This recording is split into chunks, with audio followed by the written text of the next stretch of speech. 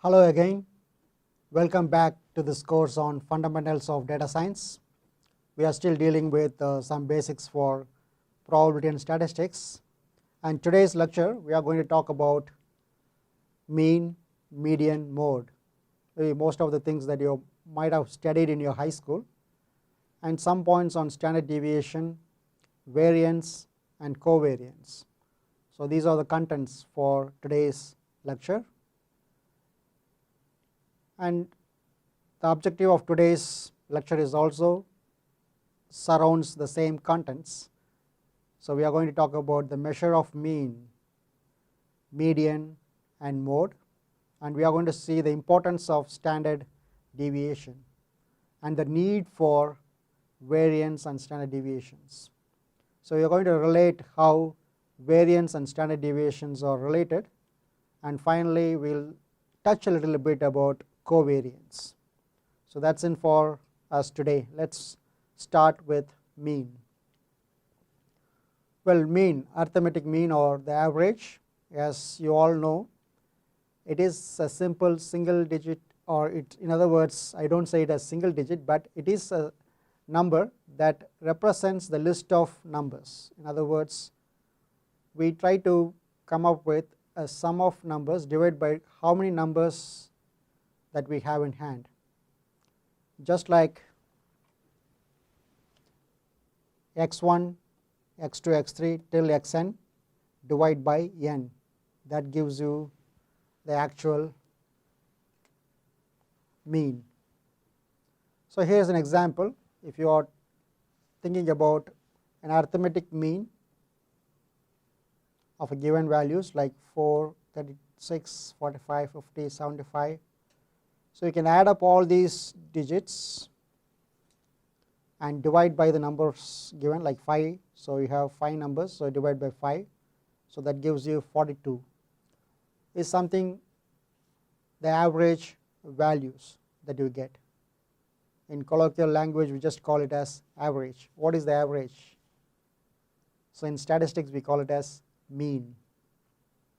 So in data analysis and data process, mean is a measure again which gives us a mean value. We are going to discuss how this mean value or the average value has a significance in data analysis. Just imagine these numbers here. Among these 5 numbers, we say 42 is the average value. So that has a significance among these 5 numbers. Yeah, that's it. Now we are in the next topic, which is median. A median is a value separating higher half from the lower half of a data sample. When you have a data sample, you may have a spread of data and you want to see these distributions and you want to separate half of the data from the other one. That's where we are trying to figure out what is the middle number. So the median is in fact is a middle number that actually separates both the highest and the lowest value. For example, you can see here among this number 1, 3, 3, 6, 7, 8, 9, you can easily pick 6 as your middle number because there is only 7 numbers given. But at times you do have other values, like for example if it's an odd number it's easy to pick. Here in this case you have 7 numbers, so it's easy to pick the middle value. But if you have even numbers, maybe at times it's not easy to pick up the middle values. In that case, just like in this example, here you can see that there is 8 numbers, which is odd number of numbers. So we are going to pick up the middle 2 numbers and you are going to take the average of that too. So it is 4.5. So 4.5 is your median value. So now you can relate the average or the mean value with the median value. Just think about it, what is the difference, or just try to take the average or the mean of these 8 numbers and see what is the mean, and see the difference between mean and median. And finally, the mode one. Mode is a set of data values that appears most often. So as you can see, whenever you have certain numbers that are repeated often, we can consider that as your mode. So given this example, like we have 1, 3, 6, 6, 6, 6, 6, 7, 7, 12, 12, 17, and we know that 6 is repeated 4 times. So that is the one that occurs more often. So we call that as your mode. So in general, we can see arithmetic mean, median and mode values are given here. Yes, the mode is the one that occurs more often, and median value try to pick up the middle value, and mean is the actual average value that we are looking at. Right now we just saw what is a mean, what is a median. Now let's talk about what is a standard deviation. So standard deviation is the measure of amount of variation or dispersion of a set of values. So when we say low standard deviation, that indicates that the values tend to be close to the mean. So for example, when you have higher standard deviation, that indicates that values are spread out in a wider range. So in mathematical terms, we just use sigma to indicate the population standard deviation, and for S is for sample standard deviation. So standard deviation of 1, so when you have a standard deviation of 1, this is the spread, which is almost like 68%. Then if you want to have the standard deviation of 2, which includes this area as well, so you can see more than 90% is been included in that region. Yes, likewise you can add more information about how standard deviations can influence the spread of those values. Just in one standard deviation, almost 68% is being accommodated. So formula for standard deviation, we are going to check this formula for standard deviation as well as for variance in a short time. So basically this standard deviation again is a very useful property to understand about the spread of information, and you can also see how much it deviates from the mean. That's why it's called deviation, a standard deviation. We want to know how much it deviates from the actual mean. And when you talk about standard deviation and its formula, so in terms of probability distribution, is the square root of variance, which means first we need to know what the variance is, right? It's the square root of variance. So what is a variance? And variance is the expectation of squared deviation.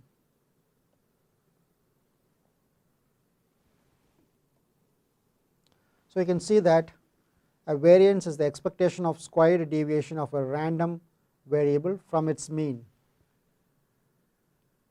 In other words, you can say it measures how far a set of numbers are spread out from their average value. Got it? How far a set of numbers are spread out from its average value. Now we can see the relationship between standard deviation and variance, right? Because standard deviation also provides a similar relationship. Now let's look at what and how the standard deviations can be calculated and how variance can be calculated as well. So basically, as we have seen here, the variance is the squared difference from the mean, and we represent sigma square S square or VARX sigma square, as we know that's the standard deviation square, right? That's for the population, and S square is this for the sample. So this diagram here indicates the sample of two population with same mean but different variance. So the red population has 100, has a mean of 100, the average is 100 here, and the variance you can see is 100, and the standard deviation is 10. While the blue population, the blue color distribution you can see here, the mean is 100 and variance is 2500. Since the variance, or the variance we can call VAR, variance is 2500, the standard deviation, that is SD, is 50. This is for the blue one. So that's how these things are related, standard deviation and the variance. Let's talk more about this variance, because as far as variance are concerned, we know that it is a squared difference. Why it's supposed to be a squared difference? Let's talk about it. So suppose you have a spread of data on both directions, and you know that suppose your mean is somewhere here, here is your mean, and you have data on both directions. So these data points, when you look at these individual data points and you want to figure out how it is related to the mean, or in other words, we want to figure out how it is spread out with respect to mean. What we are doing is that we are making x sub I minus x bar. In other words, each individual data point you are subtracting it with the mean value, that is x bar, which is a mean value here. So when you subtract each values, for example, because the spread is already there, suppose you are subtracting 5, 10, 15 and so on, like there are a lot of values here. Say for example, there's a minus 5, minus 8, 17, 20, 28, so on, like there are a lot of values, but there are some negative values, there are some positive values as well. So at times when you subtract the individual data points with a mean, you might end up with the negative values as well. So when you square it up, in fact you can reduce the effect of this negative values, and you can truly see the actual variance from there, and then you can divide by n. So that's how the variance is brought out, but we are still in locating the actual formula for the variance. We are getting close to it here. Let's calculate. So here is the formula for variance, which is for the population we have x minus mu the whole square divided by n. I mean summation, of course you have a summation for all individual points. So to calculate the variance, first we have to work out what is the mean, which is mu. Then for each number you have to subtract the mean and square the results, that is the squared difference you are taking. Then finally you are working out the average of those squared difference. So these are the 3 points we have to follow to find out the variance. Okay, let's take this example here. So in this example we are trying to measure the heights of the dogs, right? So when we try to calculate these values, you are given with 5 dogs and their heights. So the values are given. 600, 470, 170, 430, 300. You're trying to find mean and variance. So at first you're adding and dividing by 5. So you get the mean height, which is 394. Then you're trying to figure out the differences between each point to this mean. So when you try to find the differences, you get the differences with respect to each point there. And after getting the difference, we are right away finding the variance, which means you are squaring all those points and then you are dividing by the number given to us. So which means finally we end up with the variance of 21,704. And if you want to find the standard deviation, you just have to take a square root of it. So square root of it will take us to 147. So your variance is 21,704 and your standard deviation is 147. Now you can think about it. So you can see the mean is 394. Your standard deviation is 147. So that's one of the good thing about standard deviation. You can see this deviation really shows how the entire population in general are deviating from the original mean. The original mean is 394, I suppose. Yeah, it's 394. And your standard deviation is 147.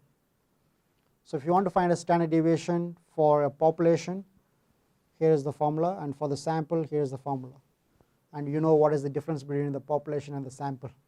So when a sample size is given to us, we just calculate using this formula. The difference, you can clearly see that here is n minus 1, and for sample mean we call it as x bar. For the population mean we call it as mu.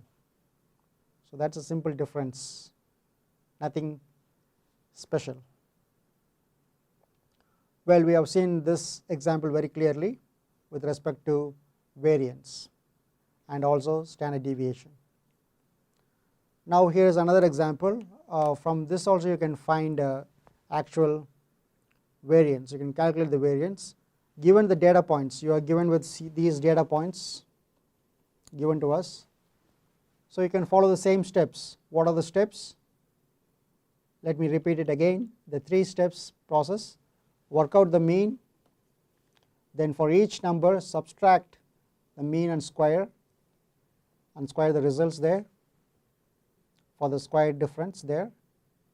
Finally, you are going to take the average of those squared difference by dividing by n. So the same thing applies here. You have given with a data set. We have the data points of student pursuing master's degree in this example. You are calculating the mean. The mean is 27.57 and you are trying to find the deviation from the mean for each point. So you are finding the difference initially. So here is the difference between data points on the mean. After that, you are finding the deviation. So square it, find the average of it. In our example here, we get the squared difference. So by adding all squared variance and divide the sum by the number of elements. In this example, we have 7 elements. So divide by 7. So you get this value here, 7.6329. Yes, that's a simple way of solving this problem here. And you can also use, if you are already started using some tools, some software tools like Python, there is a package called NumPy. When you use NumPy, you can directly import this NumPy and you don't have to use other formulas. You can just use where you will find the results for variance. And for standard deviation as well, you have very simple means by which you can calculate. So try to learn some of these packages, some of the languages, try to use some softwares to implement whatever statistical tools that we are learning. We talked about general statistics, general probabilities. So all these things try to implement, try to do it yourself using some programming languages. So it's easy for you to understand and implement and see how these things are really happening when you apply different datas. Remember, we are still dealing with datas. We should understand what a data is and how these data points are behaving with respect to mean, median, mode, variance between the same data sets. So we are considering variance as a thing that is happening within the same data sets. That's very, very important. For example, even here we are talking about the dogs, right? They are same data. There is nothing different about other values. We are not talking about dogs and cats, only we are talking about particular data. In this case, we are talking about master students who are pursuing master's degree. So that is within the same set of data points we are calculating the variance. What is the variance that is happening between the same thing? So why I am emphasizing this point, because when we talk about covariance or correlation or regressions, other statistical measures, we will be considering two variables, not just one variable. So that's one thing that I want to remind you as we move forward here. Well, that is something that we have to understand with respect to bias and variance. Because we talked about variance, it's good time for us to think about what a bias is. Basically, bias is nothing but the expected error, the average error. So that's the bias. Let us consider this example here to understand fully. If you are considering a dart board, have you ever played dart game? You have to throw this arrow to the dart board. Well, here the number of circle represents the error till the circumference of the circle, where you can see it is written as, say, in this case 1, 2, 3. These are the errors, right? 1, 2, 3. Well, if you hit the center, then there is 0 error, the red point. In board A, the average error or bias is equal to 0 plus 0 plus 0 plus 1 plus 2, right? In other words, 3 arrows hit the center point. Because of that, we have 3 zeros, and one arrow hit the place where there is 1 error, and one final arrow. This arrow hit the place where is you have 2 as the error. Likewise, for board B, you have 2 arrows hitting 0 and other 3 are hitting 1. So when you try to calculate the error here, you see that its average of error is 0.6 in both cases. Even though board B looks different from board A, they are having the same error. Now the question is, if you want to bet on this board A or board B, which player you are going to prefer? You have already given a chance to look at the performance of throwing at board A and board B, maybe by different players, and you want to bet one of them. Which one do you prefer? Well, that's where the variance comes in. A variance is the variance of the error when applied on different test data points. Let us try to apply this concept of variance to these 2 dart throwers, board A and board B. So if you calculate the variance of board A, we get as 1.0, and the variance of board B is 0.6. So this simply shows that board A dot drawers hits the bullseye 50% or more number of times. You can see here board A, among the 5th row, 3 of them hits the bullseyes, right. At the first look it seems to be good. So more than 50% time he is hitting the bullseyes, but board B, however, he is not. He does not get the bullseyes or the accurately hitting the center. But board B drawer, he is kind of steady. He is already always hanging around the bullseye mark. You can see almost everything is near the target. All the things are near the target. So there is one more thing that you can think about. Whenever board A thrower, the player, whenever he hits other than the bullseyes, he is going out right here, which is very far. This one is very far from the target. So he makes a huge error whenever he makes an error. So that's where we have to be careful when we choose any particular model. We have to make sure that what is our goal in getting or making decisions. Are we going for small variance or are we going for the huge variance? So whenever we want to look at a behavior of this scenario as a board A and board B, board A occurs in overfitting machine learning model. When we say overfitting machine learning model, it is just like in this figure here. So you have data points which are at the center, as well as there are some data points which are very far from the center, which means that there is a huge variation that happens. So the greater the variation, if you have the greater the variation, you will tend to be worried pushing producing good results, or most probably you might go wrong.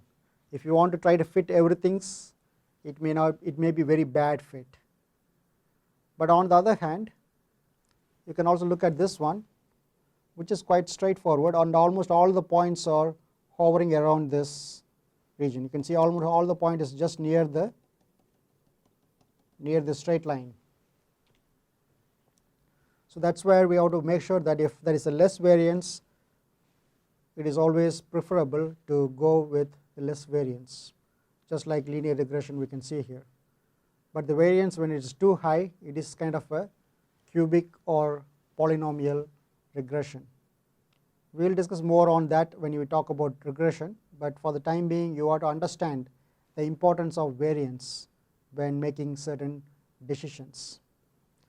We have to regularize and normalize things whenever we get into this scenario. So basically, the basic advice that we have here is that we should always show greater attention to variance. Higher variance, it means there is a case there might be super accurate or over fitting. We can call it as super accurate or over fitting, which means that there is a possibility that the models might go horribly wrong. So we should calculate both bias and variance, try to see any noise or error component present in it, and accordingly you can see the trade-off between bias and variance, and then build up a model. You can see how the data points that are spread out, data points that are concentrated can affect the overall accuracy or overall system. Well, so far we have seen what is a variance. Now we are going to look at a covariance. As the word covariance suggests, a covariance is a measure of joint variability of two random variables. It's not just one random variable, but now we are going to have two random variables.